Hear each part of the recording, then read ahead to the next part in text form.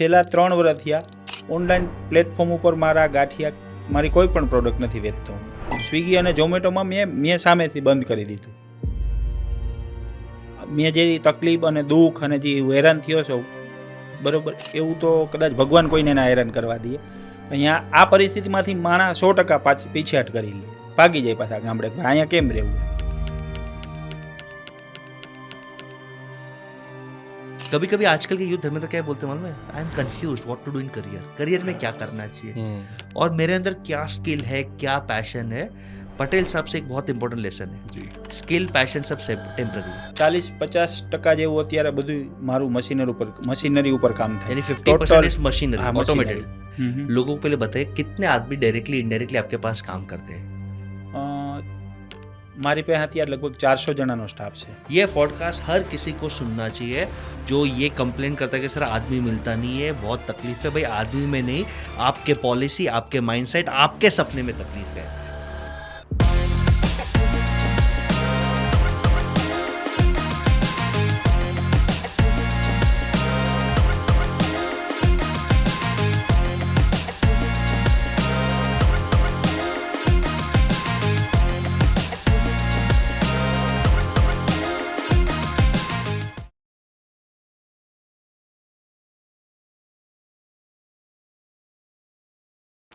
हे दोस्तों, business with Basesh आप देख रहे हो कि आप अच्छा बिजनेस कर सको, अच्छे लीडर्स बन सको.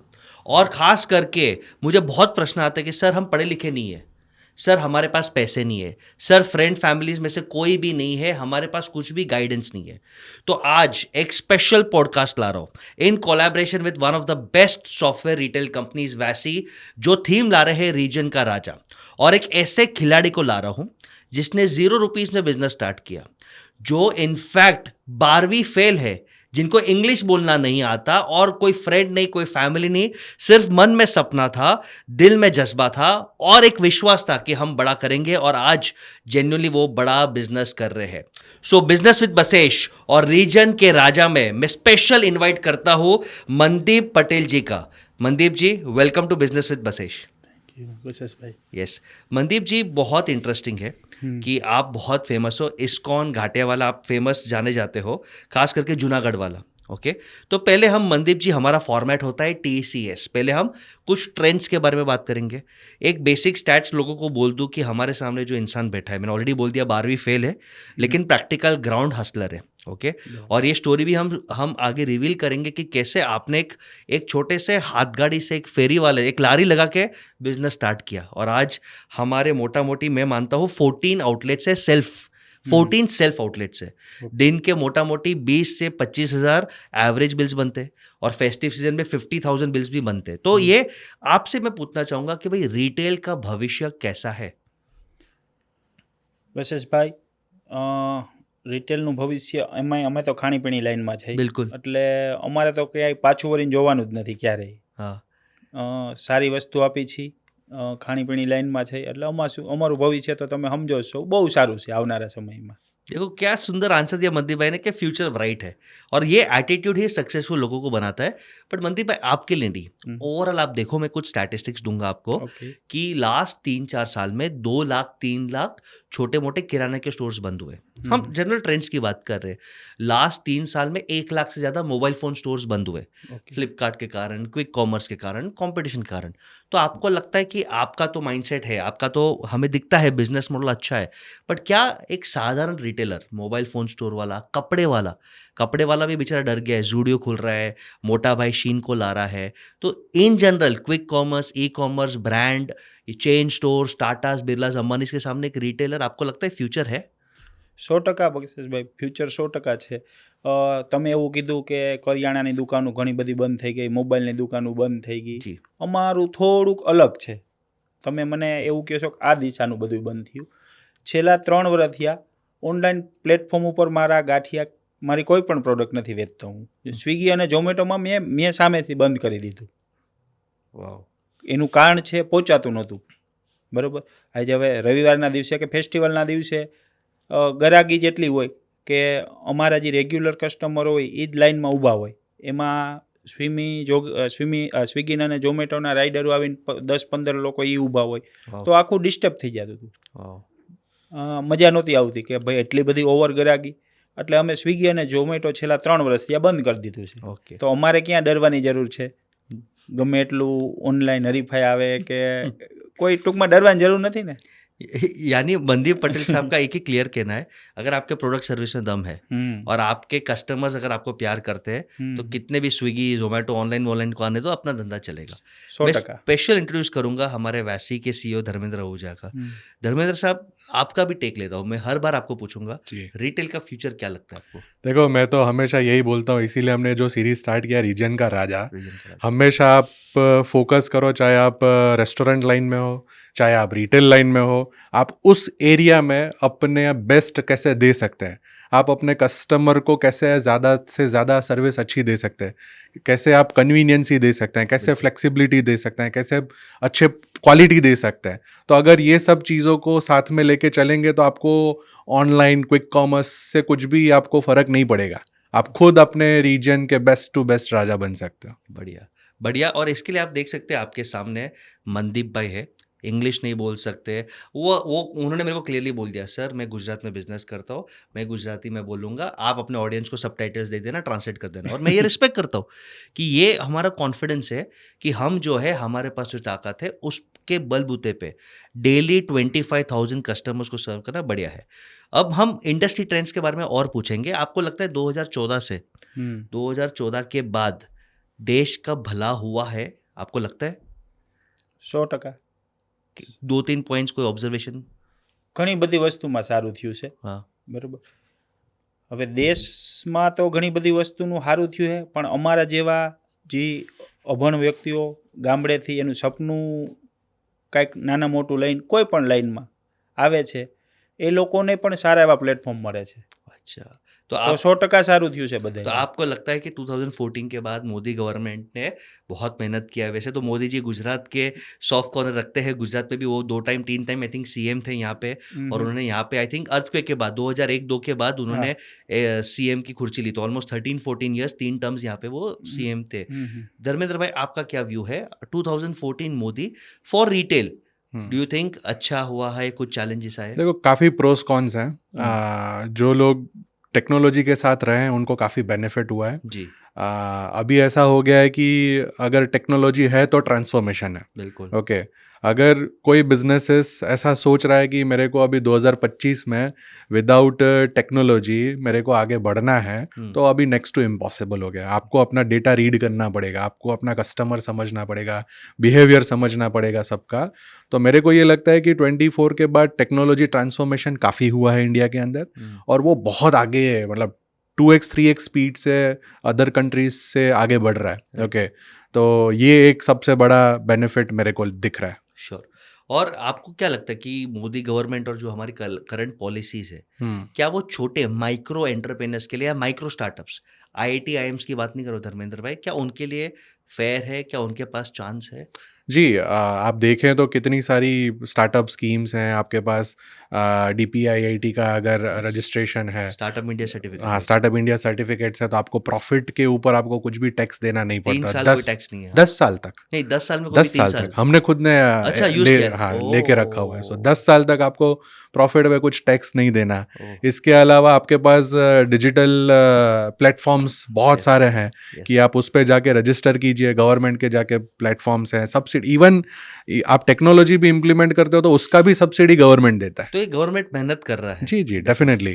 और गवर्नमेंट की बात करें तो मनदीप जी, आप ये बताइए, मुझे न्यूज़ मिला कि जब मोदी साहब पीएम का कैंडिडेट यहाँ पे उन्होंने अनाउंस किया था, तो 2014 में इस्कॉन घाटिया आपके एक आउटलेट पे चाय पे चर्चा जो उनका फेमस हुआ है, यहाँ से उन्हें शुरुआत किया. तो उसके बारे में कुछ बताइए. એ અમારા જીવનનો એક અલૌકિક પ્રસંગ હતો કે અમારા ગુજરાત રાજ્યના સીએમ તો હતા જ મોદી સાહેબ, जी પણ હવે વડાપ્રધાન બનવા જવાના હતા એના 10 કે 15 20 દિવસ પહેલાં અમારી દુકાન ઉપર આવીને ચાય પે ચર્ચાનો બહુ ઇન્ડિયા લેવલનો મોટો પ્રોગ્રામ કર્યો હતો. એ અમારા જીવનની એક અલૌકિક સિદ્ધિ છે. તમારા આઉટલેટ પર કેમ આવ્યા? એનું કંઈ કારણ? એ તો નસીબ. नसीब नहीं, કે नसीब જે नहीं, ગણો એ नसीब नहीं, मैं बोलता हूँ कि आप इतना अच्छा काम करो, आप इतना अच्छा क्वालिटी दो, प्यार दो कि बड़े बड़े लोग भी खींचे आए प्यार से और आपके यहाँ से शुरुआत करें। બરાબર 100%. तो ये आपका सक्सेस का ये स्टोरी है। अब हम स्टार्ट करते हैं सर, हम आपकी कंपनी के बारे में जानना चाहते हैं। सबसे पहले तो मुझे आप बताइए, आप 12वीं फेल हो, 12वीं फेल करने के बाद आपने 3-4 साल खेती बाड़ी की, ये आपने हमें बताया। तो फिर खेती बाड़ी को छोड़ के फूड लाइन में क्यों आना था आपको? મારું ગામ મૂળ ઉપલેટા, હમ. એટલે અમારે ત્યાં અમારા જિલ્લામાં કે અમારા ગામમાં ખેતીવાડી સિવાય કે નાના મોટી ક્યાંય પ્રાઇવેટમાં નોકરી કરો તો એના સિવાય કોઈ ઓપ્શન હતા નહીં. હા. કાંઈક સપનું સિદ્ધ કરવું હોય તો તમારે ઉપલેટા છોડવું પડે. એ સપનું સિદ્ધ કરવા માટે હું ઉપલેટાથી સીધો અહીંયા અમદાવાદ આવ્યો કે અહીંયા આપણું કાંઈક મેળ આવી જાય, ગમે એ નોકરી કરશું કાંઈક ધંધો કરશું, કાંઈ વિચાર્યું નહોતું ખાસ. એટલે હિંમતની જેમ તમે છોડ્યો. હા હા હા બરાબર. પછી હું પાછો ઉપલેટા ગયો. હમ. પાછો ઉપલેટા ગયો કે ભાઈ અહીંયા અમદાવાદમાં આપણે કંઈક કરવું, શું કરવું? તો જી. કે ગાંઠિયાની રેકડી કરવી છે. ત્યારે મને ગાંઠિયા નહોતા આવડતા. હા. જ્યારે અહીંયા અમદાવાદમાં હું આવ્યો ત્યારે ગાંઠિયા નહોતા આવડતા. પહેલાં નક્કી કરી ગયો જગ્યા, એક મિત્ર અમારા ગામના હતા એની, અને પછી પાછો શીખવા ગયો હું ગાંઠિયા. હું ગાંઠિયા શીખો વિદ્યાનગર, વલ્લભ વિદ્યાનગર આણંદ પાસે. વાહ. 1-1.5 મહિનો શીખો અને પછી અહીંયાથી જ ઉપલેટાથી હું લારી લઈને અહીંયા નિકોલ વિસ્તાર બાપુનગરમાં અહીંયા ચાલુ કર્યું 2008માં. 26/4/2008માં અમદાવાદમાં પહેલો પગ મૂક્યો હતો પહેલી વખત. 26/4/2008। आई थिंक बहुत सारे स्टार्टअप यूथ, आई थिंक ये पूरे फैमिली शो के साथ दिखना चाहिए। और आजकल पटेल साहब एक फैशन हो गया है कि यार हमें बिजनेस करना है लेकिन कूल करना है। अगर हम उन्हें बोलो कि बेटा आपको आपका शहर या गांव छोड़ना पड़ेगा, कंफर्ट जोन छोड़ना नहीं है, बेटा पहले और किसी के साथ सीखो, नहीं हम घर पे इंस्टाग्राम पे ही सीखेंगे, बेटा झाड़ू पोछा मारना पड़ेगा, थैला लगाना पड़ेगा, आपको एक रेकड़ी वाला बनना पड़ेगा ग्राउंड लेवल के एक्सपीरियंस के लिए। वो सब करने के बाद आज 12-14 खुद के आउटलेट्स है, आज ब्रांड है, नसीब है। यानी बिना स्ट्रगल, बिना सीखे और बिना वैल्यू क्रिएट करे कुछ नहीं होता। ये आई थिंक आपकी स्टोरी से बहुत स्ट्रॉन्ग रेजोनेट होता है। थोड़ा इसमें आप मुझे और शेयर करिए, क्योंकि मैं हमारे ऑडियंस को थोड़ा आपकी ये जर्नी, ये स्ट्रगल, क्योंकि आजकल क्या होता है मनदीप साहब की सब इंस्टाग्राम में 30 सेकेंड्स में देखते हैं तो सबको लगता है कि लॉटरी है, मजानी लाइफ है, रातों रात करोड़पति, छोकरी, यहाँ पैसा फेम, एकदम मजानी लाइफ। भाई ऐसा नहीं है। तो थोड़ा आप अपने वो स्टेज पे बताइए कि जब आप रोड पे एक लारी वाला, एक थैला वाला, जे भी हम एक बहुत प्यार से डिग्निटी वाला काम है, तो वहाँ पे क्या स्ट्रगल थे, वो स्ट्रगल के बारे में थोड़ा आप शेयर करिए प्लीज। બશીષભાઈ, પહેલાં તો હું મારા ગામમાં જો મારે અહીંયા સારું હોય તો અમદાવાદ આવું જ નહીં. એટલે કાંઈ અહીંયા નહોતું એટલે અમદાવાદ આવવાનું આપણું ગરીબી અને ઓપોર્ચ્યુનિટી નહોતી, કાંઈ હતું જ નહીં. ગરીબી એટલી હતી, પૈસા નહોતા અને ઓપોર્ચ્યુનિટી તો હતી જ નહીં અહીંયા ગામમાં. બરોબર. એટલે મેં વિચાર્યું હું અમદાવાદ આવું. હવે અહીંયા આપણે આખા અમદાવાદમાં ત્યારે કોઈ ઓળખે નહીં. અચ્છા. થોડા ઘણા પૈસા ભેગા કર્યા, અહીંયાથી લારીની ખરીદી કરી. ગાંઠિયા પહેલાં શીખો, પછી લારીની ખરીદી કરી. અહીંયા બધું પૂગ્યો તો પૈસા થઈ રહ્યા. હાવ હવે આપણે આખા અમદાવાદમાં કોઈ આપણે ઓળખતું નથી. નિકોલ વિસ્તાર બધા હોય, સૌરાષ્ટ્ર બાજુના અહીંયા હું જ્યાં મેં ચાલુ કર્યું હતું, પણ ડાયરેક્ટ તો કોઈ ઓળખતા ના હોય. અને 2008માં આવ્યો ત્યારે ક્યારેય રાજકોટ આગળ નહોતો વધ્યો, સીધો કૂદકો માર્યો અમદાવાદ. એટલે અમદાવાદ સિટી તો આપણે બહુ અઘરું લાગે, ટ્રાફિક ને તમે જોવો એટલે બધું આખું ચેન્જ, બધું બદલી જ જાય. જી. એ સમયે મેં ચાલુ કર્યું.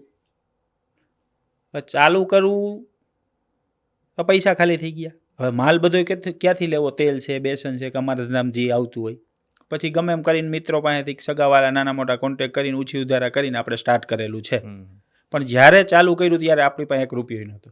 કોકના પૈસે ચાલુ કર્યું હતું. જી 5-10 હજાર મને અત્યારે યાદ નથી, પણ 5-10 હજાર રૂપિયા લઈને મેં ચાલુ કર્યું હતું. કારણ કે 5-10 હજાર રૂપિયામાં મારું ચાલુ થઈ જાય. છૂટક કરિયાણું જ લેવાનું, બીજું તો લારી તો હું ઉપલેટા લેતો આવ્યો હતો.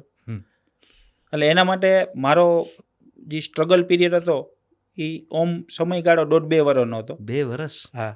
પણ બહુ આમ તમને કહેવાય ને કે તકલીફવાળો. અહીંયાથી માણા મેં જે તકલીફ અને દુઃખ અને જે હેરાન થયો છો, બરાબર, એવું તો કદાચ ભગવાન કોઈને ના હેરાન કરવા દે. અહીંયા આ પરિસ્થિતિમાંથી માણા 100% પીછેહટ કરી લે, ભાગી જાય પાછા ગામડે. અહીંયા કેમ રહેવું એમ. બરાબર. ને ધંધો કાંઈ એવો સ્ટાર્ટિંગમાં હાલવા ના માંડે. રોડ ઉપર રેકડી રાખીને ઊભા રહે એટલે બીજા ઘણા બધા કોર્પોરેશનના ના તકલીફ બીજી ઘણી બધી પડતી હોય. કોઈ ઊભા ના દે, આ છે તે છે. એટલે રહેવા માટે ઘર પણ નહોતું ના, બધું એ જ રેકડીમાં જ દિવસનો ધંધો કરો, રાતે એ જ રેકડીમાં અથવા તેની નીચે બાજુમાં હોઈ જવાનું. यानी एक ऑडियंस को मैं बोलना चाहता हूँ, देखो स्ट्रगल कैसा है कि छोटे मोटे पैसे थे, आप सीखने गए घाटिया सीख के आप आए तो पैसे तो खाने पीने में खत्म हो गए, तो बिजनेस कहाँ से स्टार्ट करना? तो आपके पहले इन्वेस्टर्स हमेशा फ्रेंड्स एंड फैमिली होते हैं। अगर आपका चरित्र अच्छा है तो वो 5, 10, 15, 20, 25 हज़ार दे सकते हैं। हाँ दिए 2008 के टाइम पे आपको 5-10 हज़ार दिया, वहाँ से आपने स्टार्ट किया। लेकिन ऐसा स्ट्रगल था कि वही रेकड़ी आपका संसार, सुबह वहाँ पे धंधा करना, रात को वो रेकड़ी के आसपास ही जमीन पे सोना, यानी कोई एसी, कोई मजा नहीं, लाइफ कुछ नहीं। कुछ नहीं और કાંઈ कभी નહીં कभी कोई पुलिस वाला, कभी कोई म्युनिसिपैलिटी डंडा मारे, कभी कोई कस्टमर इंसल्ट करे, નવા હોય એટલે બહુ હેરાન કરે બધાય और आप किसको जानते नहीं है शहर में। કોઈને ઓળખતા જ નહોતા ये स्ट्रगल के बारे में और इंसाइट दीजिए, क्योंकि मुझे हमेशा लगता है मनदीप साहब और धर्मेंद्र भाई, आप भी इसमें ऐड करना जी कि ये स्ट्रगल है ना, ऊपर वाले का अग्नि परीक्षा होता है। चेक करता है कि तू कोयले का है या तू हीरा है। कोयले से, और आपने बोला 2 साल में 99% भाग जाते हैं, और इसके लिए तो 99% लाइफ में सक्सेसफुल, मेगा सक्सेसफुल नहीं होते, जो टिके रहते हैं एथिक्स के साथ। देखो बिजनेस करना है तो शर्म मत रखो, एथिक्स रखो। रोड पे सोना पड़े तो सोना पड़े, कस्टमर का गाली खाना पड़े, पुलिस वाले का डंडा खाना पड़े, बट धंधा करना है, गलत नहीं करना। तो धर्मेंद्र भाई, ये स्ट्रगल आपने बहुत सारे, आपके तो एक क्लाइंट है, आपने बहुत से क्लाइंट्स में देखा रहेगा, जीरो टू जी हीरो। आई थिंक ये मनदीप भाई का जो स्टोरी है ना, वो इनके जैसे लाखों छोटे छोटे जो ऐसे बिजनेस कर रहे हैं ना, इनके लिए बहुत बड़ा इंस्पायरिंग स्टोरी है, क्योंकि ये चीज़ मेरे को भी नहीं पता था। तो आज ये ऑडियंस को एक मैसेज जा रहा है कि आप बस अपने बिजनेस में एथिक्स रखिए, हार्ड वर्क रखिए, रिजल्ट के पीछे मत भागिए, रिजल्ट ऑटोमेटिकली आपको मिलता रहेगा। ये मनदीप भाई का एक बेस्ट स्टोरी हमने देखा आज। मनदीप भाई, एक क्वेश्चन मैं बाद में भी पूछूंगा, बट मैंने ये ऑब्जर्व किया है, मेरे ग्रैंडफादर आए थे बिना चप्पल के, आप समझो, यानी वो लेवल का स्ट्रगल, वो कच्छ को छोड़ के मुंबई बिना चप्पल के आए थे, बहुत स्ट्रगल किया, फादर ने बहुत स्ट्रगल किया। आज हम ऐशो आराम है, लेकिन हमें नसीब से आध्यात्मिकता के कारण, सिंप्लिसिटी के कारण पैसे की कीमत है। लेकिन बहुत सारे लोग जब स्ट्रगल करते हैं ना, तो उनके बच्चे और उनके पोते को पैसे की कीमत होती नहीं है, બરાબર तो ના पैसे उड़ाते हैं। 10,000 एक दिन में, आप 10,000 उधारी से आपने बिजनेस किया, 10,000 एक रात में पार्टी में उड़ाते हुए, 10,000 क्या, 1-1 लाख मैंने देखा उड़ाते हुए। तो ये मैसेज भी मैं देना चाहता हूँ कि ये स्ट्रगल स्टोरीज हमेशा अपने सामने रखो। बिना स्ट्रगल का सफलता आता नहीं, और आता है तो टिकता नहीं है। मैं आपसे बहुत रिक्वेस्ट करूंगा सर, आई नो आपके लिए बहुत एक इमोशनल मोमेंट है, आपने बिजनेस कैसे किया, मेरे को वो 2 साल का ही और डिटेल्स चाहिए कि फेरी पे आपने धंधा कितना किया, कैसे कस्टमर्स को लाते थे, कैसे आप खर्चा निकालते थे, कैसे सेल करते थे, थोड़ा उसमें और इंसाइट दीजिए प्लीज। ઓકે આમાં લારી ચાલુ કરી जी એટલે ત્યારે 2008માં જનરલી અમદાવાદમાં એટલા બધા કોઈ ગાંઠિયાવાળા ખાસ હતા નહીં. ओके, मार्केट गैप है, मार्केट में डिमांड હતી। હા ડિમાન્ડ તો હતી જ માર્કેટમાં. जी એ થોડોક આપણે સર્વે કર્યો કે ભાઈ ગાંઠિયાનું સર્વે એટલે એટલી બધી કાંઈ આ તો ત્યારે એવો બુદ્ધિ હાલતી ના હોય. ગામડે કોકને પૂછ્યું ભાઈ ગાંઠિયાનું કરવું હોય તો ક્યાં સિટીમાં કરાય, તો કોકે એવું કીધું સુરત કરાય, નવસારી કરાય, ભરૂચ અંકલેશ્વર કરાય, રાજકોટ કરાય અને અમદાવાદ કરાય. તો આપણે અમદાવાદ ફાઇનલ કર્યું કે ભાઈ આપણે મોટું સિટી છે પ્રમાણમાં, તો અમદાવાદ ચાલુ કરીએ એમ. અને ત્યારે મેં તમને કીધું એમ બહુ ખાસ ગાંઠિયાવાળા નહોતા, અમુક 1-2-4 એરિયામાં એક ગાંઠિયાવાળો હોય નાના મોટો, એ રેકડીવાળો હોય કે આ દુકાનવાળો હોય. जी ત્યારે મને એવું લાગ્યું કે આ ગાંઠિયાની લાઈનમાં આપણે જંપલાવી તો સારું, મજા આવશે, બરાબર. અને ઓકે, બીજું તમને કહી દઉં છું કે આમાં હું અહીંયા સુધી પૂગી ગયો, બરાબર. હવે હું 12 ફેલ, કોઈ એવું પ્લેટફોર્મ મને પાછળ એવો ટેકો નહોતો કે ધક્કો મારે કે ભાઈ તું અહીંયા જા અથવા લાઈન દેખાડે. આ જે પણ કર્યું છે ભગવાનની કૃપા, જે પણ અહીંયા સુધી પૂગ્યો છું, બાકી મારી તો કોઈ હેસિયત જ નથી આમાં. બાકી તમે વિચારો ગાંઠિયાવાળા આ સ્ટેજ સુધી પૂગી શકે, અઘરું છે. પણ આ મને ભગવાને જ ધક્કો માર્યો ભાઈ આગળ જા આગળ જા આગળ तो જા. थोड़ा उसमें 1-2 स्टोरीज आप ऐड करिए कि कैसे आपने बेचा माल, बनाया आपने, ठीक है, आपने सीखा था तो माल बना लिया, ઓકે, बेचा कैसे, क्या क्या तकलीफ है, थोड़ा वो और स्ट्रगल की स्टोरीज दीजिए। વેચવામાં તો ડિમાન્ડવાળી વસ્તુ તો હું બનાવું જ છું પહેલેથી. મીઠા જેવી વસ્તુ થાય ગાંઠિયા એટલે, બરાબર. તમે અમદાવાદના કોઈ પણ એરિયામાં ઊભા રહ્યો અને સારા ગાંઠિયા બનાવતા હો એટલે 2-5 દી 10 દિવસ તમને ફેમસ થતા જાય, પછી એક ગ્રાહક આવે, એકની વાંહે 2 આવે, પછી વધતા જાય. Word of mouth market. હા બરાબર. કે ભાઈ કોઈ વ્યક્તિ ગાંઠિયામાં ત્યાં ખાવા આવ્યો હોય તો એને હારા લાગ્યા હોય તો એ બીજા 2ને કહે આ ઓલો લારીવાળો છે એ ગાંઠિયા હારા બનાવે, એ બીજા 4ને કહે. हाँ એવી રીતે પબ્લિસિટી વધતી ગઈ મારી. હવે આ બધું અત્યારે આપણે ટૂંકા સમયમાં કહેવાનું હોય એટલે વાત બહુ મોટી હોય, પણ ગ્રાહકી દિવસે દિવસે વધતી જાય તો જ્યાં લારી હું ઊભો રહેતો હોઉં એ જગ્યા જ મારા માટે હાવ, કાં કોર્પોરેશનવાળા કે કાંઈથી નીકળો, કાં પોલીસવાળા એમ કે અહીંયા ટ્રાફિક થાય છે બંધ કરો હાલો, કાંઈ જ રીતે પ્રોબ્લેમ થાય જગ્યાનો. हम्म, એટલે ટોટલ મેં રેકડીમાં 4 જગ્યા બદલાવેલી છે. નિકોલથી ચાલુ કર્યું હતું, हाँ વિજય 4 રસ્તા हाँ અને અહીંયા ઇસ્કોન મંદિર પાસે ઇસ્કોન બ્રિજ એસજી હાઈવે ઉપર, हाँ અહીંયા એ મારી ત્રીજી જગ્યા. પછી ત્યાંથી ચોથી જગ્યા છે કર્ણાવતી ક્લબની સામે અત્યારે. ત્યાં મેં લારી 1 વર્ષ હાકી, 1 વર્ષ લારી હાકી ઇસ્કોન મંદિર પાસે. हम्म, ત્યારે જઈને સેટ થયું. મેં 2 વર્ષ તો લારી ઉપર જ કાઢ્યું. પછી પાછળ એક દુકાન આવી એટલે દુકાન રહી ગઈ. એ દુકાન આવી ત્યાંથી મારી ઓલું શરૂઆત થઈ. શરૂઆત થઈ. આપણે દુકાનની વાત કરશું, બટ એના પહેલા તમે કેટલા દિવસ સુધી રોડ પર લારી પર સૂતા હતા? અ, શરૂઆતના 3-4 મહિના તો હાવ જે પણ ગણો, ઘર ગણો કે ધંધો ગણો ઈ જ. બધું ઈ જ પછી સંસારમાં. ધીમે ધીમે થોડુંક સેટ થતું ગયું હા અને મારે રેકડી હાંકવી પડી 2 વર્ષ ટૂંક. 26/4/2008 થી લઈને 15/1/2011 મેં દુકાનનું ઓપનિંગ કર્યું હતું. એટલે તો- આટલો સમય. तो ऑलमोस्ट 3 साल, હા 3 વર્ષ. 3 साल में 3 महीने कम, હમ मोटा मोटी तो 33 मंथ्स હમ आपने रोड पे बिजनेस किया, जिसमें से 4-6 महीने तो आप रोड पे ही सोए हो हाँ। प्रैक्टिकली, હમ और फिर आपने 2011 में હમ मार्च अप्रैल में 2011 में 15/1 जनवरी 15 15 जनवरी 2011 को હમ હમ आपने पहला दुकान लिया. હમ पहले दुकान लेने का कितना आपने सेविंग किया था और क्या सोच के उधर ही कि उधर हमारा लारी था, उधर सेट चल रहा तो इसलिए उधर दुकान ले ली आपने? હા હા એવી રીતે જ આગળ લારી હતી ને પાછળ દુકાન મળી ગઈ. अच्छा, એટલે જે પણ સેવિંગ કર્યું હતું અત્યાર સુધી પૈસા બચાવ્યા હતા એ બધું એમાં નાખી એટલે દીધું. જેટલી સેવિંગ હતી એને 90-95% બધા નાખી દીધા. બધાય નાખી દીધા. એટલે બેसिकली बिजनेस करવું કેટલું रिस्क છે, बिजनेस करना कितना बड़ा रिस्क है. હમ आपने आपने 100 रुपीज सेव किया तो उसमें से 95% दुकान लेने में सेट करने में चला गया. लेकिन हम्म। वहां से आपकी 2011 से स्टार्ट होती है स्टोरी. હમ आज 14 खुद के स्टोर्स है. तो अब हम सेकेंड फेज में आपके ये कंपनी करियर में जाते हैं. एक दुकान से दूसरे दुकान होने में कितना टाइम लगा और क्या क्या दुकान को सेट करने को कितना टाइम लगा? દુકાન સેટ કરવામાં તો દુકાન ગમે લોકેશન એટલે આપણે એમ લાગે કે આ ગમી છે એટલે દુકાન ઊભી કરવામાં તો 2 થી 3 મહિના સમય જોઈએ, એમાં વધારે ના જોઈએ. हाँ, પણ એને સેટ કરવા એટલે ગરાગી यस, જમાડવા માટે બરોબર 4-6 મહિના જેવું વધીને જોઈએ. ओके. तो बेसिकली वो पेशेंस रखना बहुत जरूरी है.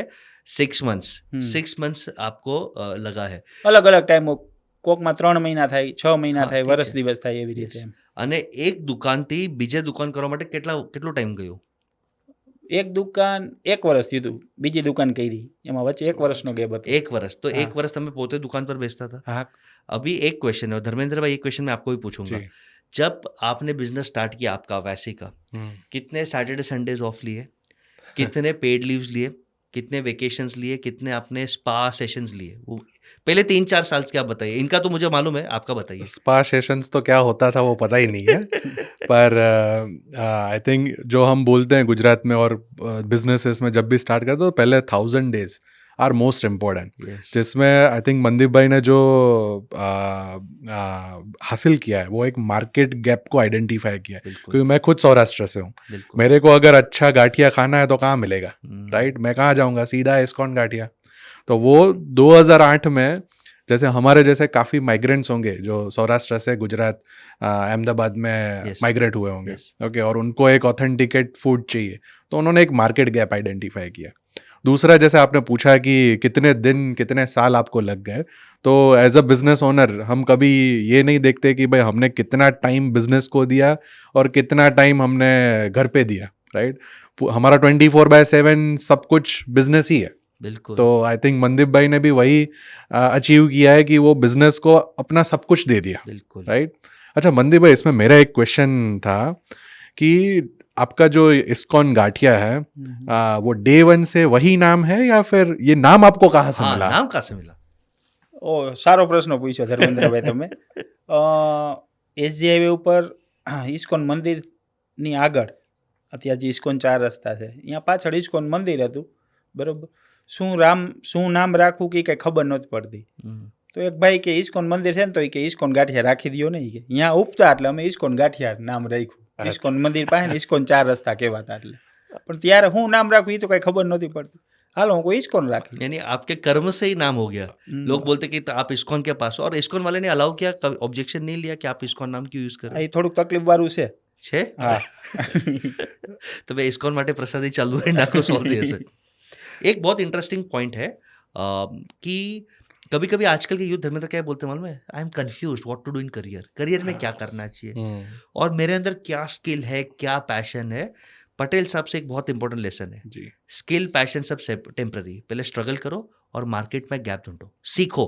जी इन्होंने भी पहले घाटियां बनाना सीखा और लोगों से पूछा, यानी अहंकार नहीं है, लोगों से पूछा, गैप ढूंढा, सीखा और झक मार के जो मजबूरी था उसको ही स्किल पैशन बनाया।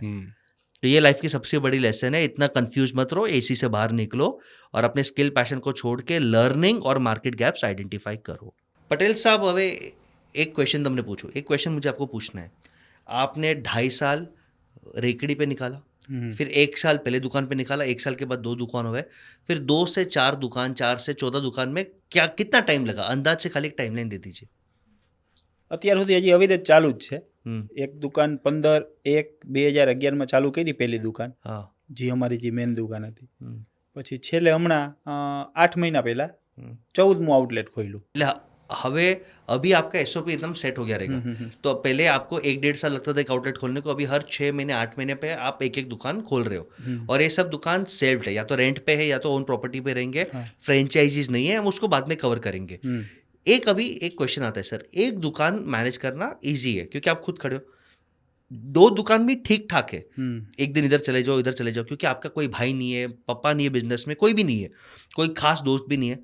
सर 4 दुकान भी करना बहुत टफ हो जाता है, तो आप मैनेज कैसे करते हो in terms of team and systems? आप इसे मैनेज कैसे करते हो? અમારી દુકાનમાં ટોટલ 14 થી 15 મારી પ્રોડક્ટ છે, પ્રોડક્ટ રેન્જ બધું આવી જાય. એમાં તો ગાંઠિયા, ચટણી ને બધું બનાવવાનું. लिमिटेड एसक्यू છે 15 પ્રોડક્ટ। હા, 15 થી 17 પ્રોડક્ટ વધી. દરેક વસ્તુ બનાવવા પાછળ એક એસઓપી ફિક્સ કરી નાખી છે મેં. આ વસ્તુ આમ જ બનવી જોઈએ, આવી રીતે જ બનવી જોઈએ, એક ફિક્સ એસઓપી. બરાબર, એ અમારું મેન. અને દરેક વસ્તુમાં સમય જ્યારે આવે ત્યારે અમે ટેકનોલોજીનો ઉપયોગ કરીએ છીએ. અત્યારે બધું ધીમે ધીમે ધીમે ધીમે જેટલી વસ્તુમાં પોસિબલ હતું એ બધું અમે मशीनरी थ्रू करी यहाँ वो इम्पोर्टेंट है क्योंकि कभी कभी क्या होता है, एक आउटलेट बहुत अच्छा चलता है लेकिन फिर 3rd 4th आउटलेट पे क्वालिटी सेम नहीं रहता, आदमी सेम तरह से बात नहीं करता, यूनिफॉर्म नहीं पहनता, स्माइल नहीं करता, वहाँ पे वो सर्विस नहीं मिलता। तो आपने कहा कि आपने टेक्नोलॉजी में इन्वेस्ट किया। फूड एक ऐसा विषय है क्योंकि 90% लोग फूड में फेल ही होते हैं क्योंकि या तो फ्रेंचाइजी बनाते हैं या तो ब्रांचेस खोलते हैं और क्वालिटी मेंटेन नहीं कर सकते। तो थोड़ा इसमें थोड़ा आप डेप्थ में जाइए कि एक ही टाइप का घाटिया या टेस्ट जड़वाने के लिए, मेंटेन करने के लिए आपने क्या क्या किया और क्या क्या टेक्नोलॉजी में इन्वेस्ट किया, कौन से ऑटोमेशन मशीन्स है या क्या क्या मशीनरी है? 40-50% જેવું અત્યારે બધું મારું મશીનરી ઉપર કામ થાય. यानी 50% इज मशीनरी हाँ, ऑटोमेटेड। machinery. ओके, क्या क्या मशीन्स है? બધું અમુક વસ્તુમાં હોય તો લોટ બંધાતો હોય તો એનાય મશીન હોય यानी ઓટોમેટિક. वो लोट आटे का भी एक मशीन है। હા જી। બરાબર. એમાં 2 પ્રકારના હોય. જે જૂનાને જમાનામાં સાદા મશીન આવતા એ હવે आउट છે, વાપરતા હોય ઘણા, પણ આપણે ફૂલ્લી ઓટોમેટિક સમય આવી રહ્યા જે અત્યારે જે લેટેસ્ટ હોય એ મશીન વાપરવાનું. यस। आपने मशीनरी में टोटल कितना इन्वेस्ट किया रहेगा अंदाज? એ તો બહુ યાદ નથી પણ ઘણું બધું ઇન્વેસ્ટમેન્ટ કરી નાખ્યું. જે પણ નવું આવે બજારમાં અને અમે જોઈ કે આ વસ્તુ આપણા માટે સારી છે, એ પછી સસ્તું હોય કે મોંઘું હોય અમે લઈ આવી. भाई ये बहुत इंपॉर्टेंट लेसन है धर्मेंद्र भाई भी, क्योंकि बहुत दुकानदार क्या करते हैं, स्ट्रगल किया, सब स्ट्रगल करते हैं, Correct. फिर जैसे ही कमाते हैं ना घर पे पैसा, जी अच्छा घर चाहिए, जी। अच्छी गाड़ी चाहिए, अच्छे कपड़े चाहिए, अच्छा घूमो फिरो, जी। ये सोचते नहीं कि भाई 70% एटलीस्ट वो पैसा वापस धंधे में डालो। और ये आपके पास फैंटास्टिक माइंडसेट था मनदीप भाई कि आपने मशीन्स लिया। कोई लेटेस्ट ऐसा कोई मशीन बताओ जो बहुत कम जगह पे, ऐसा कोई है मशीन आपके पास? લેટેસ્ટ મારી ગાંઠિયાની લાઈનમાં તો હમણાં ક્યારેય લેટેસ્ટ મશીન નથી આવ્યું છેલ્લા 6-8 મહિના થયા. हाँ बट પણ લેટેસ્ટ અમે ટેકનોલોજીવાળું ધર્મેન્દ્રભાઈ પાસેથી સોફ્ટવેર લઈ આવ્યા છે. એ લેટેસ્ટ જ કહેવાય ને અમારામાં. बिल्कुल बिल्कुल। અમારી બધી માથાકૂટ જે હતી, જે પ્રોબ્લેમ હતા નાના મોટા, કે બધી વસ્તુને એકાયરે ચલાવવું મર્જ કરીને, એ આ ટેકનોલોજી કે ધર્મેન્દ્રભાઈના સોફ્ટવેરથી બરાબર ब्यूटीफुल इनसाइट। હાવ અમારા માટે ઇઝી થઈ ગયું. સર જે અમે માથાનો દુખાવો હતો અમારા માટે, શું શું દુખાવો હતા? બિલિંગ મશીન Billing, બરોબર. हाँ। હવે દાખલા તરીકે પેલા નાના નાના મશીન જે આવતા એને ધર્મેન્દ્રભાઈ ક્યાં મશીન टकटकिया पेला ટકટકિયા કહેવાય.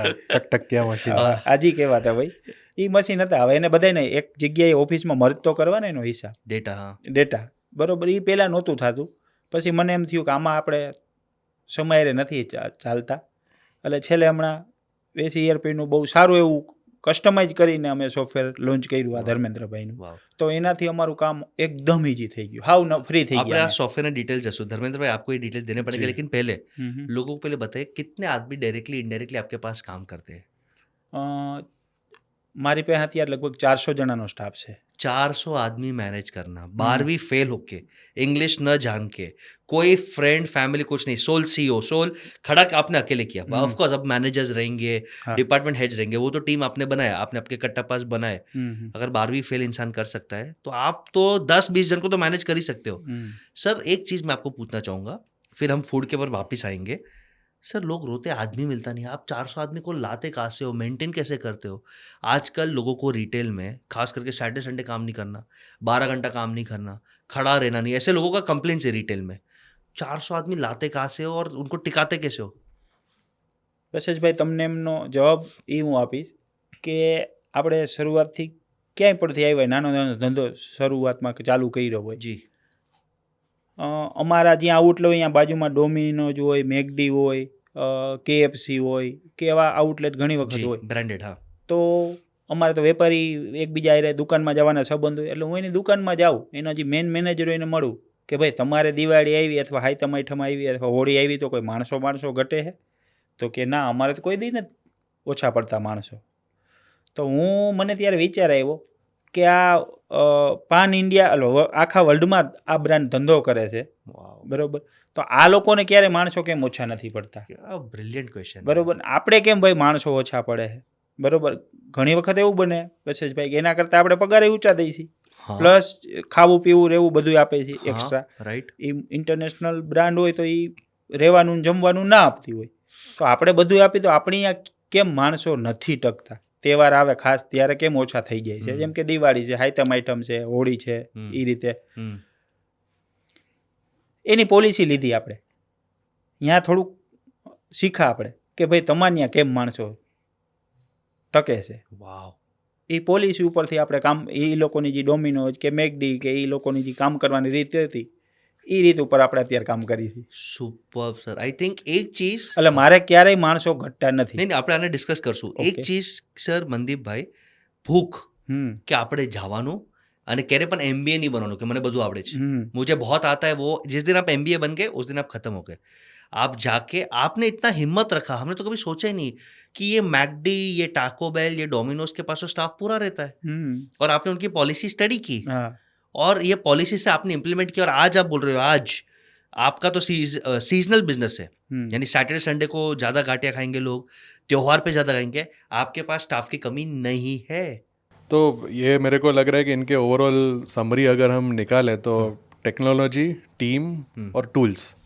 तो इन्होंने टेक्नोलॉजी इम्प्लीमेंट किया, फूड में जो टेक्नोलॉजी चाहिए उन्होंने वो इम्प्लीमेंट किया, हाँ टीम को अच्छे से बिल्ड किया बिल्कुल और इन दोनों को चलाने के लिए जो टूल्स चाहिए वो भी उन्होंने वो इम्प्लीमेंट तो किया. आप हो अरे तो इन्होंने तीनों चीज़ों का भरपूर यूज़ किया इस पूरी जर्नी के अंदर. धर्मेंद्र भाई आप मानोगे नहीं जितने भी MSME हमारे पास आते हैं हम्म, हम मोटा मोटी सर 10 से 15 हजार MSME को हर साल ट्रेन करते हैं 1 दिन 3 दिन में 6 महीना 9 महीना 12 महीना हर एक का टीम का इश्यू है आपके जैसा सोचने वाला मनदीप भाई फैंटास्टिक तो प्लीज मैं खुद सीख रहा हूँ क्या पॉलिसी इंप्लीमेंट किया अब वो भाई बिना हाँ. बोले मैं आपको जाने नहीं दूंगा नहीं आपने स्टडी किया आपने बोला मैंने मैकडी का KFC का ये सब बड़े बड़े इंटरनेशनल ब्रांड्स का पॉलिसी स्टडी किया उनसे ज़्यादा पगार दे के ज़्यादा उनको रहने खाने पीने का दे के पहले वो टिकते नहीं थे अब वो टिकते हैं तो पॉलिसी में क्या सीख के क्या 2-3 सीक्रेट्स प्लीज बता दो. એની પોલિસી એવી હોય કે એ લોકો માણસોને જ્યારે આવે નવી ભરતી થાય કોઈ માણસની हाँ એટલે પહેલાં તો પ્રોપર ટ્રેનિંગ દઈએ પછી એને મગજમાં બેહાડી દઈએ ઇમોશનલ બેઝ ઉપર અથવા તો ડરથી કે જે રીતે हाँ બરાબર કે ભાઈ તમે અહીંયા નોકરી કરો છો પણ એટલા નિયમનું તમારે પાલન કરવું જોઈએ આ તમારી જવાબદારી રહે જો જવાબદારીથી તમે નહીં કામ કરો તો તમારો પર ડેનો પગાર કપાઈ જાય અને એનાથી એક્સ્ટ્રા ઓર્ડિનરી કામ સારું કરશો તો તમને મહિનો પૂરો થયા ત્યારે અમુક ટકા ઇનામ આપવામાં આવશે. एक्स्ट्रा बोनस અને ઇન્સેન્ટિવ હા जॉब वर्सेस ड्यूटी, હા जॉब वर्सेस ड्यूटी. પ્લસ यहाँ पे ड्यूटी का તમે આખું વર્ષ સારું કામ કરશો તો આવનારા વર્ષમાં તમને તમારી પ્રમોશન મળશે એટલે તમે અત્યારે જે કેશિયર છો તો કદાચ કેશિયરમાંથી તમને મેનેજર બનાવી દેવામાં આવશે બરાબર. આ પોલિસીથી હું આગળ વધું. तो તમે આ બધી ઇમ્પ્લિમેન્ટ કરી હા 100%. सर MSME का प्रॉब्लम ही ये है वो बोलते हैं सर आदमी को सिखाऊंगा क्यों वो तो 6 महीने में भागने वाला है। हम्म, बट क्या आपने इंसाइट्स दिया कि पहले सिखाओ, फिर इमोशन और सिस्टम और डिसिप्लिन और लीगल चारों का हेल्प लो, हाँ उससे आप एक स्ट्रक्चर बनाओ कि अगर आपने ऐसे काम नहीं किया तो कटेगा, आप लेट आएंगे तो कटेंगे, आप इज्जत से चलेंगे तो सैलरी से ज्यादा भी मिलेगा, मिलेगा इंसेंटिव भी मिलेगा, टारगेट्स के ऊपर बोनस भी मिलेगा, अगले साल का इंक्रीमेंट भी परफॉर्मेंस से बेसिस पे इंक्रीमेंट प्रमोशन भी वो बेसिस से होगा, और बहुत क्लियर करियर पाथ है कि भाई आज तू कैशियर है, कल तू स्टोर मैनेजर बन सकता है।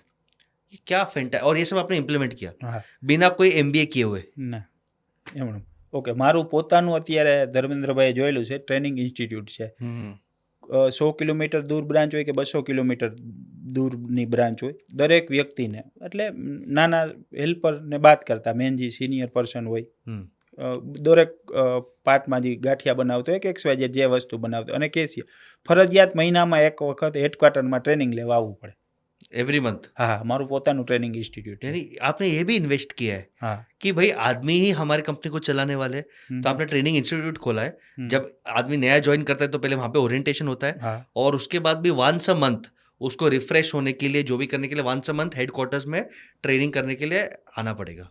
फैंटास्टिक सर, मैं आपका फैन बन गया भाई, ये बहुत હું बढ़िया। ખુદ છોકરાઓને ટ્રેનિંગ આપું અને બીજા ભણાવવાળા જે હોટલ ઇન્ડસ્ટ્રીના અમારી હોટલ ઇન્ડસ્ટ્રીમાં જે એક્સપર્ટ હોય એ જે ટીચર તરીકે રાખ્યા છે આપણે सर तो आपके साथ आदमी, आई एम श्योर कुछ कुछ आदमी तो 5 साल 10 साल से रहेंगे आपके साथ।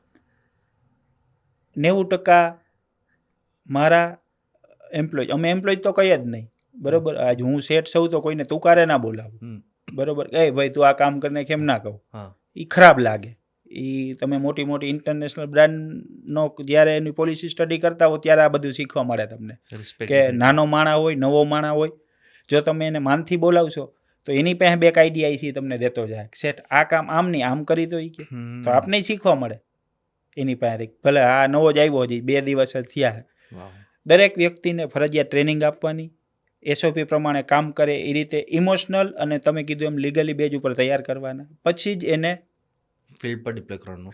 અને તમે કીધું 90% સ્ટાફ તમારા પાસે જૂનો છે જે સ્ટાર્ટિંગમાં લારીથી જોડાણા હતા બરોબર એવા વ્યક્તિ હજી છે वाओ। और मैं हमेशा यही चेक करता हूँ धर्मेंद्र भाई कि आपके पुराने स्टाफ अगर आपके साथ रहते हैं तो आपका जी। नीति अच्छा जी है। डेफिनेटली हम किसके साथ भी बड़ा डील करते हैं ना, हम चेक करते हैं उसका नीति ही चेक करना है, तो उसका ड्राइवर कितने साल पुराना है, उसका प्यून कितने साल पुराना है, उसका सबसे पावरफुल एम्प्लॉय कितने साल पुराना है। મારી જીત જ એમાં છે બસેશભાઈ મારો પાસે જૂનો 90% સ્ટાફ જૂનો 90 છે અને વર્ષ જે લોકો એક વખત આવે એ ઇસ્કોન ક્યારેય છોડતા નથી क्या बात બરોબર है। કારણ કે હું એને સેલેરીથી સારી દઉં બરોબર ખાવું પીવું રહેવું તો એ તો કંપની આપે જ છે हाँ એ સિવાય હું લોકોને સપના જોતા શીખવાડું કે ભાઈ તમે અહીંયા ઇસ્કોનમાં ત્યાં નોકરી કરો છો તો તમારું ફેમિલી મૂકીને અહીંયા આવ્યા છો તો જે તમે રીતે કામ બીજે કરતા અથવા અહીંયા કરો એના કરતાં થોડુંક કંપનીના નિયમ પ્રમાણેનું કામ કરો તો તમારું ભવિષ્ય બની જાય આજ તમે જોવો કે 5 સ્ટાર હોટલના હું કહું આ લોકોનું જ્યારે અમારી ટ્રેનિંગ હોય અથવા તો એમણે હું જાઉં દુકાને ત્યારે એવું કહું કે 5 સ્ટાર હોટલોના જે મેન કુક હોય એના પગાર તમે કોઈક દી પૂછી આવજો 2-2 અઢી 3-3 4-4 લાખ રૂપિયા પગાર હોય બરોબર તો તમારામાં ને એનામાં ડિફરન્સ શું બરોબર પ્લસ એને 4 વ્હીલ આપે કંપની રહેવા માટે ફ્લેટ આપે બધી સુવિધા આપે બરોબર તો તમે કારીગર જ છો તો કાંઈક સારું એવું અલગથી કામ કરો ને કે તમારા પગારે ઊંચા વયા જાય वाओ। અને મારા ધંધામાં મને ખબર છે હું કેટલા ઊંચા લેવલ સુધી પગાર આપી શકું એ અમારો આખો રોડ મેપ બની ગયો છે એટલે એ મને કોઈ પ્રોબ્લેમ નથી અગર આજ બસેશભાઈ એવું બને કે એક ઊંચા લેવલથી પગાર ના આપી શકીએ આપણે પણ અમારા ધંધામાં એવું નથી ટૂંકમાં અમારા ધંધાનું એવું પોલિસી જ મેં એવી નક્કી કરી છે કે 2030 સુધીનો રોડ મેપ બની ગયો છે अच्छा राइटिंग में છે હા રાઇટિંગમાં છે બરોબર અને એમાં ક્યાંય મને માઇનસ પોઈન્ટ નથી દેખાતા કે 2030 સુધીમાં મારે ક્યાંય પાછું વળીને જોવું પડે सुपर। બરોબર रोड मैप के बारे में बात करेंगे, लेकिन ये थोड़ा मैं डीप में एक ऑडियंस को कहना चाहूँगा कितना पावरफुल चीज़ बोला आपने, सपना देखना सिखाया और आपने ये भी गारंटी प्रूव करके दिया कि भाई तू मेरे साथ रहेगा तो सपने धीरे धीरे स्टेप बाय स्टेप हासिल होगा। और सबसे बड़ा प्रॉब्लम बाकी कंपनीज में क्या होता है मतलब जहाँ पे पुराने स्टाफ है वो अपडेट नहीं होते, वो पुराने स्टाफ फिर जहर बन जाते हैं। बट आपके यहाँ पे तो झक मार के अपडेट होना है क्योंकि ट्रेनिंग सेंटर खोला है, हाँ हर महीने उनको कुछ ना कुछ सीखना है, यानी लॉयल्टी भी है, ट्रेनिंग भी है, माइंडसेट भी है, प्रोडक्टिविटी भी है, ग्रोथ भी है। इस यहाँ पे ही आपका जीत है। धर्मेंद्र भाई ऐसा टीम मैनेज करना आई थिंक फैंटास्टिक। कुछ आपको इसमें सो मनदीप भाई ने जैसा एग्जाम्पल दिया टीम का कि जॉब वर्सेस ड्यूटी, हाँ ये आपको समझना है कि सुबह 9 से 6 आप आते हो, 9 बजे घड़ी देखोगे, 6 बजे घड़ी देखोगे, वो आपका जॉब हो गया। चलो ठीक है, आप 9 से 6 काम करो, बट उसको आप एज अ ड्यूटी अगर काम करेंगे ना, तो आपको जॉब नहीं लगेगा। बिल्कुल वो उसमें आपको एक सेल्फ हैप्पीनेस जो हम बोलेंगे कि भाई जो मजा आएगा काम का, वो एक अलग मिलेगा आपको। प्लस आपको लीडरशिप लेवल तक, Yes. कि वो आपका एक रोड मैप होगा टू द लीडरशिप। Yes. क्योंकि मैनेजमेंट हमेशा यही देखते हैं कि यहाँ पे कितने लोग जॉब कर रहे हैं, कितने लोग ओनरशिप ले रहे हैं। क्या बात है। Ownership means duty. आप जाओगे बॉर्डर पे, राइट, बॉर्डर पे आपका सोल्जर खड़ा होगा, जवान हाँ। अगर वो ऐसा सोचेगा कि 9 से 6 में काम करूंगा, तो 6:30 बजे गोली लग के खत्म हो जाएगा, Duty. राइट।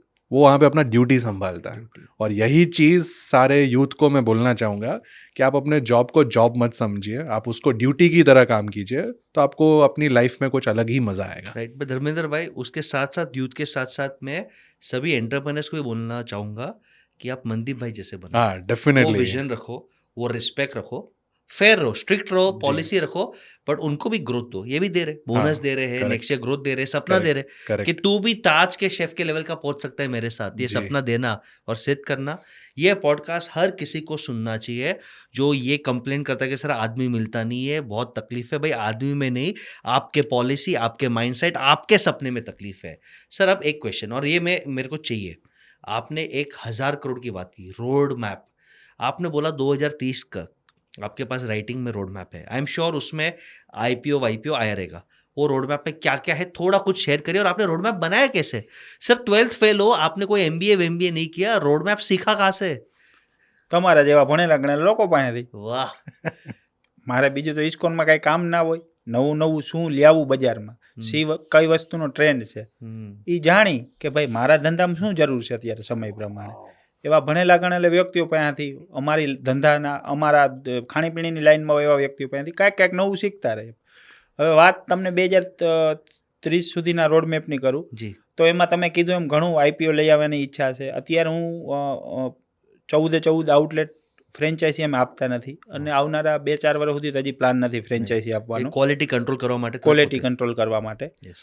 હું અત્યારે 14 બ્રાન્ચ મેનેજ કરી શકું છું હમ. સિસ્ટમ, એક એસઓપી વાઇઝ સિસ્ટમથી। હમ. તો આવનારા સમયમાં કદાચ બીજી 16 બ્રાન્ચ હું મેનેજ કરી એટલે શકીશ। 30 ટોટલ ટાર્ગેટ છે હા, તમારો? 2030 પહેલાં 30 બ્રાન્ચનો ટાર્ગેટ અચીવ કરી લેવાનો છે। ચલો, તથાસ્તુ સર। હા। અને ત્યારે 2030 સુધીમાં લગભગ 1000 માણસો હોય છે, વાહ। અત્યારે 400 માણસો છે। Nice. મેન બશેષભાઈ, ધંધો એ ભગવાને દીધેલી દેણ છે, વાહ। બરોબર। કસ્ટમર લઈ આવવા એ કુદરતી આવે છે આપણી અહીંયા, હમ. બરોબર। ક્યારેય અમારું તમને એક વાત કરી દઉં, ક્યારેક દુકાને તમે વિઝિટ કરજો, આવતા જઈશો તમે, સવારે જે ગેસનો ચૂલો ચાલુ થાય એ ક્યારેય વચ્ચે બંધ ના થાય, સીધો રાત્રે જ બંધ થાય, નોન સ્ટોપ હાલે, રાત્રે સીધો બંધ થાય। એવી ભગવાનની અમારા ઉપર કૃપા છે। કસ્ટમરનો પ્રેમ, કસ્ટમરને અમે ક્વોલિટીવાળું ખવડાવી, આજ કસ્ટમરનો અમે વિશ્વાસ જીતી લીધો છે કે ભાઈ સારા ગાંઠિયા ખાવા હોય, ચોખ્ખા તેલમાં ખાવા હોય તો ઇસ્કોનમાં જ, ત્યાં તમને ચોખ્ખાઈ મળશે, વિશ્વાસય મળશે, બધી વસ્તુનું અમે ધ્યાન રાખીએ છીએ। અને છતાંય કોઈ વસ્તુની ભૂલ થઈ જાય છે અમારા માણસથી, તો અમે ખુદ સ્વીકારી લઈએ છીએ। હું દાખલા તરીકે તમને એક વસ્તુનું કહું કે મારે 14 બ્રાન્ચમાં એક ઓવડો મોટો 2x2નો કસ્ટમરને બધાને દેખાય એવો બોર્ડ માર્યો છે કે ક્વોલિટી અને સર્વિસ બાબતની કોઈ પણ ફરિયાદ હોય તો આ નંબરમાં ફોન કરવો, ટોલ ફ્રી નંબર છે 1800 વાળો, એ ફોન મારી પાસે હોય, એ નંબર હું રાખું, વાહ। બરાબર। હવે કસ્ટમરને કાંઈ પણ પ્રોબ્લેમ હોય એટલે ફોન કરે, એટલે 80% કેસમાં એવું કહું ભાઈ હું ખુદ ઓનર બોલું છું, એટલે જે પણ પ્રોબ્લેમ હોય ભૂલી જાય, અને કે ભાઈ તમે ખુદ ઓનર થઈને ફોન રાખો, આટલું તો એનો ઈ જે દુઃખ હોય ભૂલી જાય, મારા વખાણ કરવા માંડે। સમજો તમે, એને પ્રોબ્લેમ માટે મને ફોન કર્યો તો એ એનું દુઃખ ભૂલી જાય કે ભાઈ હવે એ પ્રોબ્લેમ તો સમજ્યા, થઈ ગઈ ભૂલ, થઈ ગઈ, નાના મોટે જે પણ હોય, કોઈ બિચારો મારા વખાણ કરવા માંડે। वाह। આ લેવલનું અમે વિચારીએ ये पॉडकास्ट मिनी एमबीए दोस्तों, 3 इंपॉर्टेंट लर्निंग्स इन्होंने बोल दिया। एक तो विजन कितना क्लियर है, 30 ब्रांचेस बिफोर 2030, उसके बाद IPO, 1000 employees, happy customer. Second, आपका एटीट्यूड है कि ये मेरा है ही नहीं, ये तो ऊपर वाले की देन है। છીએ। सर जो इंसान ये सोचता है ना, रतन टाटा साहब का ये सोचता कि मैं मेरा बिजनेस है ही नहीं, मेरे पास क्या था, मेरे पास कुछ भी नहीं था, मैं जाऊंगा तो भी खाली हाथ जाऊंगा। ये ऊपर वाले ने दिया है, तो मुझे कस्टमर को अच्छा रखना है, वेंडर्स को अच्छा रखना है, टीम को अच्छा रखना है और खुशी खुशी जीना है। બીજું તમારા માધ્યમથી હું મારા જેવા યંગ ઘણાય ધંધો કરવાવાળા આવતા છે નાના નાના શહેરમાંથી મોટા મોટા સિટીમાં કે ગમે અહીંયા. 2008માં હું ઉપલેટા થયો ત્યારે શું લઈને આવ્યો હતો તો કે કાંઈ નહીં, પહેરેલ એક જોડ કપડે. પાછા ત્યાં સુધી પૂગી જાય ત્યાં સુધી મારે કાંઈ ગુમાવવાનું નથી. બરોબર. એટલે અમે મહેનત જ કરી છે નકરી કે ભાઈ એ લેવલે પાછા પોગી જાય તો આપણે કાંઈ લઈને તો નહોતા આવ્યા, પણ ભગવાને અટાણે ઘણું બધું દીધું છે. બરોબર. ઓલું કહેવત છે ને અમારા કાઠિયાવાડમાં કે ઊંધું નાખીને જતું પડે છે. બરોબર. જ્યાં પણ આઉટલેટ ખોલી એટલે ડે 1 થી પહેલા દિવસથી પ્રોફિટેબલ ગરાકી ભોકા કાઢે એમ. બરકત yes. બરોબર. ગુડવિલ है. બીજું વચમાં એક વાત કરવાનું તમને હું ભૂલી ગયો कौन सा? કે હું મારા માણસોને જ્યારે અમારી વર્ષમાં એક વખત આખી બધી બ્રાન્ચો બંધ રાખી અને બહુ મોટું ફંક્શન કરી અને સારા સારા મોટિવેશન સ્પીકરને બોલાવી, જેમ કે નેક્સ્ટ ટાઈમ સંજયભાઈ રાવલ હતા, हाँ, બરાબર, એવા એ ટાઈપના. સારા બરોબર. speaker. કોઈ મોટા એકાદા બિઝનેસમેનને બોલાવી, સવજીભાઈ ધોળકિયા ટાઈપના. हाँ. અને જનરલી અમારી મહિને એક વખત મિટિંગ થતી હોય પાછી.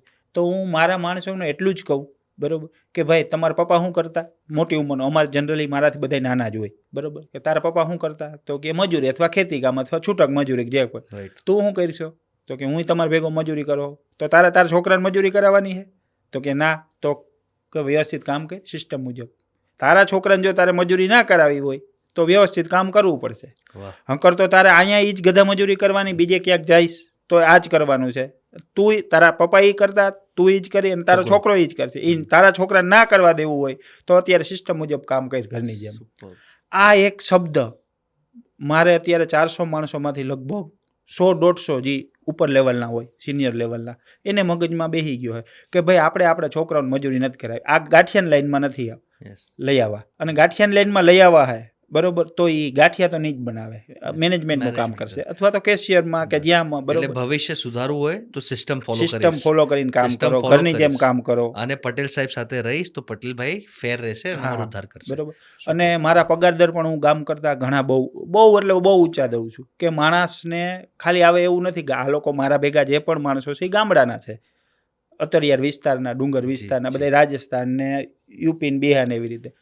તો એ લોકોને તો તમે ઓછો પગાર દઈએ તો હાલે, પણ આપણે એવું નથી કરતા. આપણે એને સારો પગાર દઈએ છીએ, ગામ કરતાં ઘણો બધો ઊંચો, અને સપનું દેખાડી છીએ. Wow. એને હિસાબે મારી જીત છે. મારી જે જીત છે મેં તમને કીધું, ભગવાને તો મને ઘણું દીધું છે, પણ જે છે જીત છે એ માણસોથી. પણ એ સર- મારા હાથ પગ અને કાન અને નાક નાખ્યું છે. बट आप बोल रहे हो कि आदमी के कारण आपका जीत है, बट आदमी को कैसे रखना वो भी आपसे सीखे. उनको आपने सपना दिया, सिस्टम भी दिया कि इसके दायरे में रहो, सपना भी दिया, दिल खोल के उनके साथ हाई पगार भी दिए, ग्रोथ भी दिए, और उनको ये आश्वासन दिया कि भाई कायदे में रहोगे तो फायदे में रहोगे. हाँ.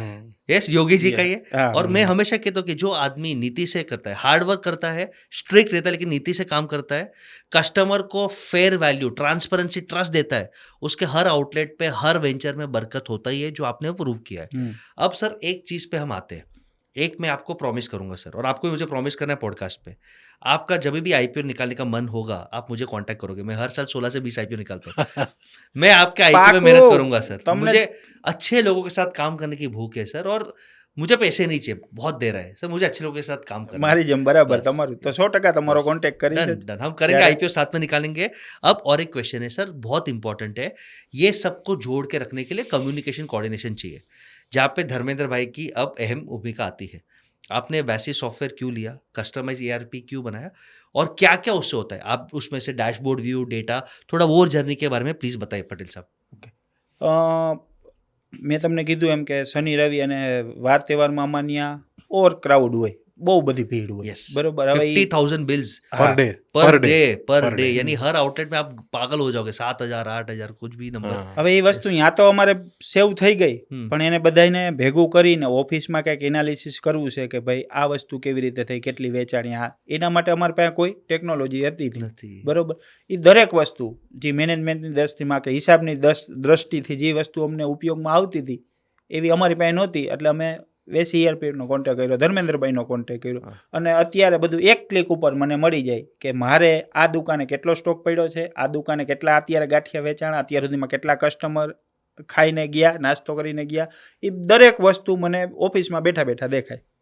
ઇવન રેસીપી ઓટોમેશન રેસીપીથી લઈને બધું કે તમે એકવાર રેસીપી सेट कर दो आप, तो जब भी जैसे जैसे आपका प्रोडक्ट बिकता जाएगा वैसे वैसे उसका रॉ मटेरियल भी लेस होता जाएगा. तो कोई चोरी तो- या मिसयूज का या ज्यादा लापरवाही का चांसेस कम हो जाता करेक्ट है. करेक्ट. और मनदीप भाई से एक चीज मैं भी बहुत सीखा हूँ कि आपका कंपनी प्रोसेस ओरिएंटेड होना चाहिए, not people oriented. Wow. Because अगर आप पीपल ओरिएंटेड जाओगे तो आपका कंपनी लाला कंपनी बनेगा, वो कभी भी आपका रिलायंस टाटा नहीं बन पाएगा.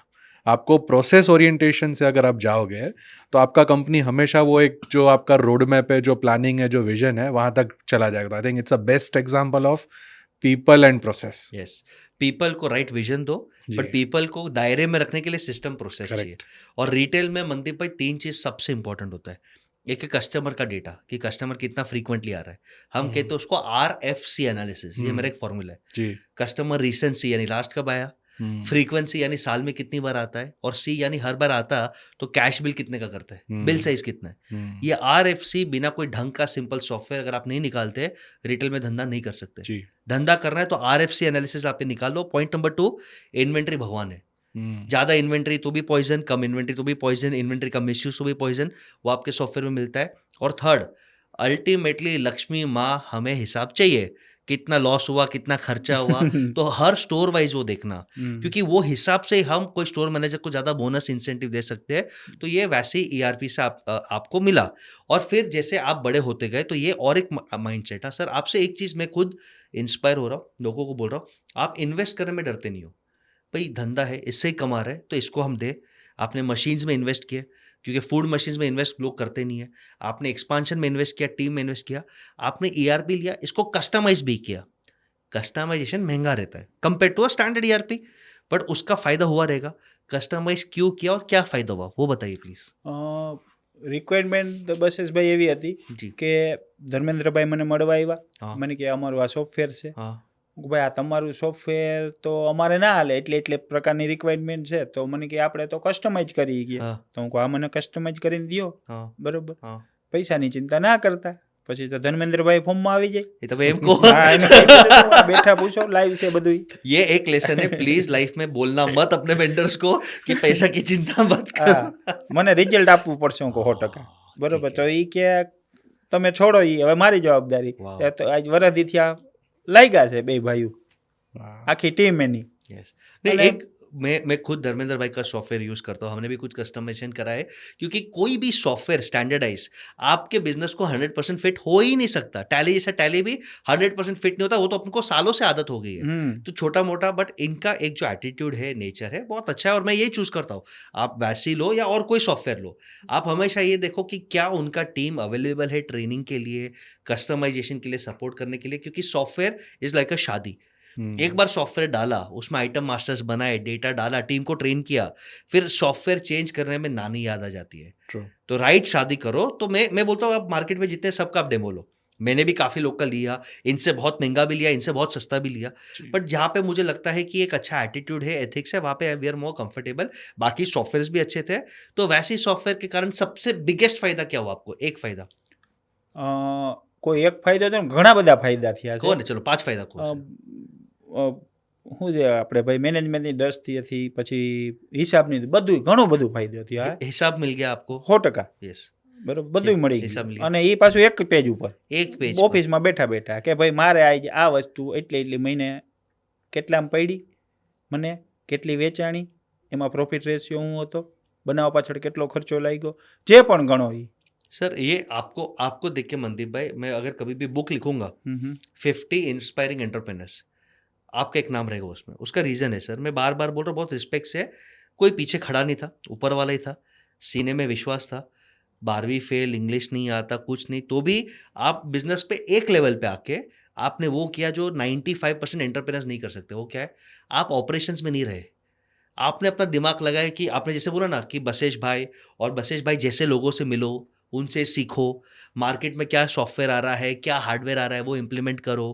मैकडोनल्ड्स में जाओ, KFC में जाओ, उनसे पॉलिसी सीखो. रियल एंटरप्रेन्योर वो होता है जो सिस्टम सेट करके बाहर घूमे और लोगों से सीखे और नया नया इन्वेस्ट करे, एक्सपेरिमेंट करे. और ये आपने किया, ये फैंटास्टिक है।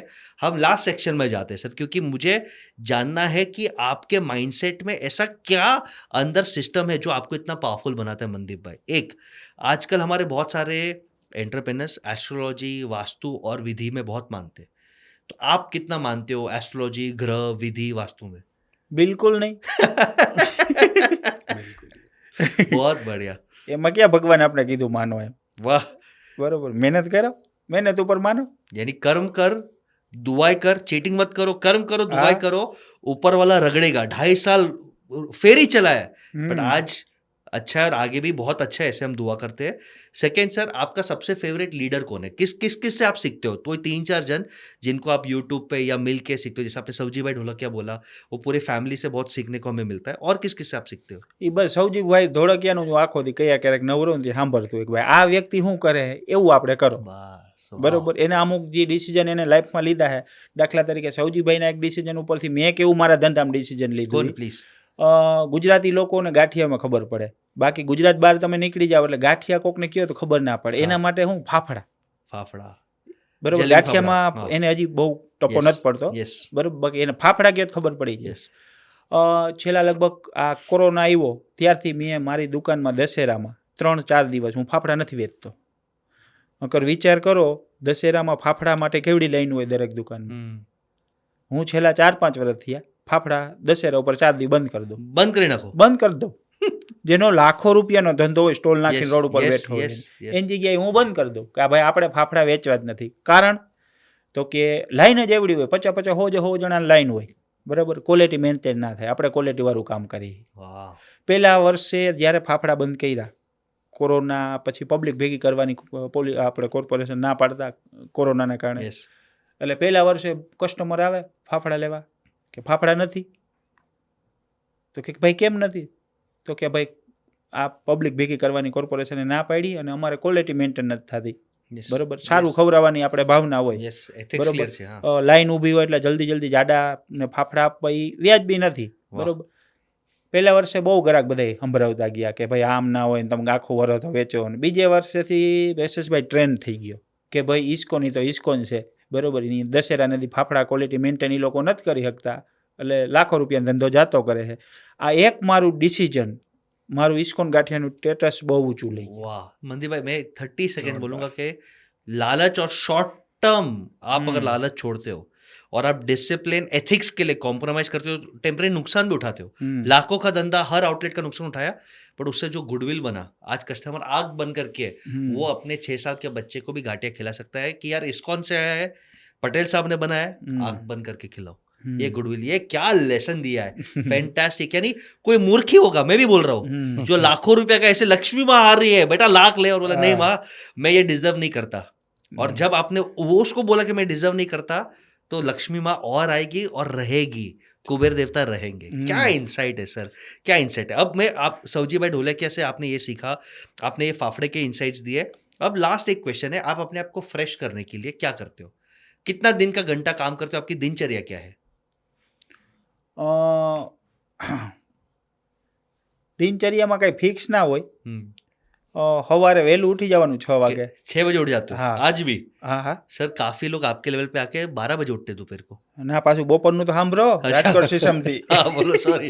બપોરે પાછું 1-1.5 કલાક 2 કલાક નીંદર આવે તો સુધી ફોન બંધ કરીને હુઈ જવાનું. वाह, तो आप हेल्थ के लिए 6 बजे उठते हो सुबह, હા, और फिर 2 घंटा दोपहर को खाना खा के सो भी जाते हो हाँ. कि दुनिया गई तेल लेने को, मुझे मेरा ફોન आराम બંધ चाहिए। કરીને હુઈ જવાનું. फोन ऑफ करके। બરોબર, આ લોકો કાંઈ કામ હોય, ઘણાય ને કામ હોય, ફોન કરે તો ફોન તો 2 થી 4 મંદીભાઈનો બંધ હોય છે. बेटी चार बरोबर. बजे। हाँ, ધંધામાં એથિક્સ રાખ્યા છે, શાંતિ રાખી છે, પૈસાને કોઈ દી પાછળ પડ્યા નથી, ક્વોલિટી વાળું કામ કર્યું છે. મારો આ જ મંત્ર છે. અને અત્યારે એટલું ભગવાને અહીંયા સુધી પોગાડ્યા, હજી મને ક્યાં સુધી પહોંચાડશે ભગવાન, बस, બરોબર. yes, આવું તો સપનામાં એમ નહોતું વિચાર્યું ને મેં કે હું આ લેવલ સુધી પહોંચીશ. है, big એટલે મારા એથિક્સ, બરોબર, મેં ધીરજ રાખી છે, પૈસા પાછળ કોઈ દી દોડ્યું નથી. पेशेंस, पैशन, परसिवरेंस, जो लास्ट टाइम आहूजा साहब ने हमें फॉर्मूला दिया था, वो आप में जीता जाता दिखता है। धर्मेंद्र भाई, आपने भी इनके साथ 1-1.5 साल से 2 साल से काम जी. किया है, आपको क्या क्वालिटी लगता है as an entrepreneur, as a मेरा उसके लिए इनका एक क्वेश्चन भी था प्लीज प्लीज। कि आजकल का यूथ और जो जनरेशन है वो हेल्थ कॉन्शियस है, right? यस, क्या और इनका जो प्रोडक्ट है वो ज़्यादातर बनता है, इट्स अ ट्रेडिशनल स्नैक्स हाँ, जिसमें आपको ऑयल oil. चाहिए, फ्राइंग चाहिए, right?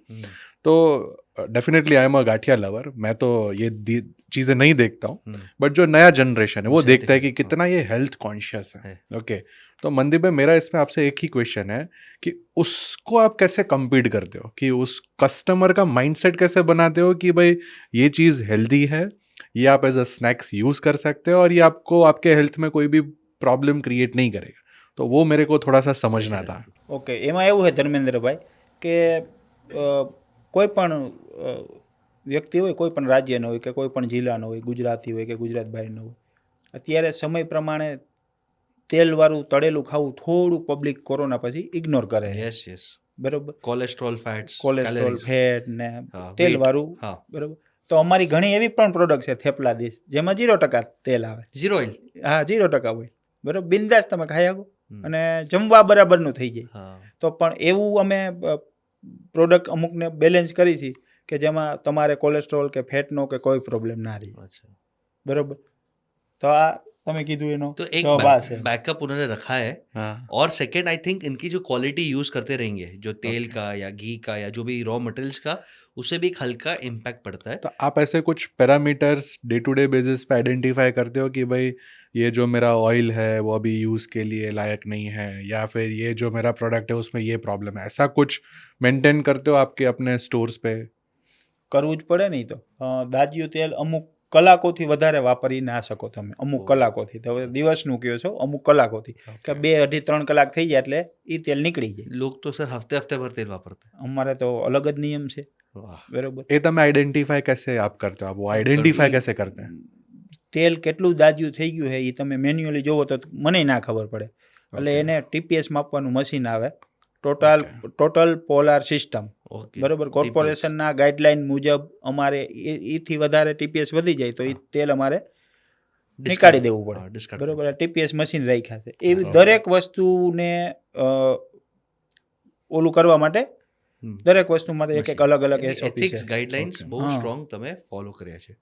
Last sir fantastic podcast હતું. કોઈ મેસેજ આ યુથને કે કોઈ પણ એક નાનો બિચારો રેસ્ટોरेंट चलाए છે કે बाकड़ो वालो છે, उसके लिए क्या लास्ट मैसेज आप दोगे पटेल साहब कि अगर आप कर सकते हो तो वो भी कर सकते हैं, तो आपकी तरफ से क्या लास्ट मैसेज रहेगा?